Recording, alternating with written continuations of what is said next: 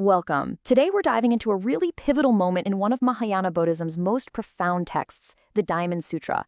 And the whole thing really kicks off with a single, powerful question that comes from a moment that seems, well, completely ordinary. So the story doesn't begin with some huge miracle or a big grand speech. Instead, we get this scene of almost mundane simplicity. The Buddha comes back from his alms round, he eats, he washes his feet, and he sits down. It's this quiet, deliberate routine, honestly, the kind of moment most of us would just completely overlook. But one of his disciples, a man named Subhūti, sees something absolutely profound in this simple routine. He gets that there's a deep teaching hidden in these totally normal actions. So, what on earth did he see? And, maybe more importantly, who was this guy that he was the one to see it? To really get his insight, we need to understand the man himself. See, Subhūti isn't just some background character. He is the main person asking the questions in this sutra.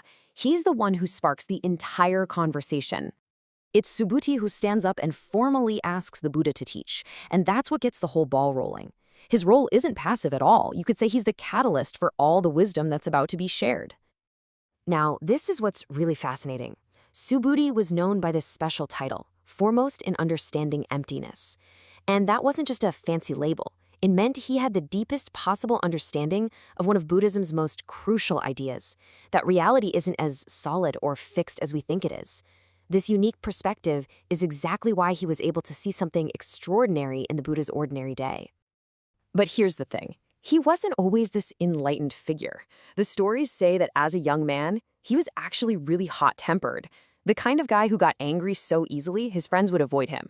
It was only after he met the Buddha and really dedicated himself to the practice that he went through this massive personal transformation. And just to give you some context, let's see where he stood among the Buddha's other top disciples. I mean, you had guys who were the best in wisdom or psychic powers or aesthetic practices.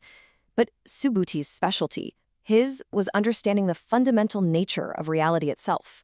His role was incredibly specific, unique, and absolutely crucial. So let's picture the scene again. You have Subhūti, this guy with a deep, unique understanding of emptiness, and he's just watching the Buddha do these simple, everyday things: eating, washing, sitting down. And where anyone else would probably see nothing special, Subhūti is just struck with awe. He blurts out, "Wondrous, O world-honored one." The word he uses here, huiyu, it doesn't just mean great. It means something incredibly rare, marvelous, amazing.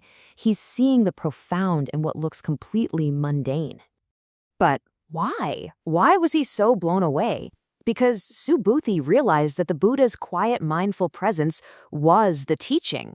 Every single simple, deliberate action done without any distraction or attachment was a perfect living example of how to protect and encourage everyone on the path to awakening. The lesson wasn't in some fancy words, it was in the way the Buddha lived that very moment. This incredible realization, this flash of deep insight, is what makes Subhūti stand up and ask what becomes the central question of the entire text. This moment right here is the pivot for everything that follows. Before he asks, he states the ultimate goal, achieving supreme, perfect enlightenment. In Sanskrit, it's this absolute mouthful of a term, anuttara samyak sambodhi. But this isn't just any old goal. It's the highest possible aim there is, the perfect wisdom that makes a Buddha, well, a Buddha. And what's so brilliant here is how universal this is. Subhūti doesn't ask just for himself. He asks on behalf of any good man or good woman, which basically means anyone at all who sets their heart on this ultimate path. It's a question for all of us. So this leads to the big question itself, which Subhūti so brilliantly breaks down into two parts. First, how should one live? This is all about our outer world, our actions, how we engage with everything. And second, how should one control the mind? This is about our inner world, our thoughts, and all those mental hurdles we face. He basically covers everything. This is clearly not just any old question. It's the fundamental inquiry of the entire spiritual path, covering both our outer and inner lives. And the Buddha, he immediately gets just how important and profound it is.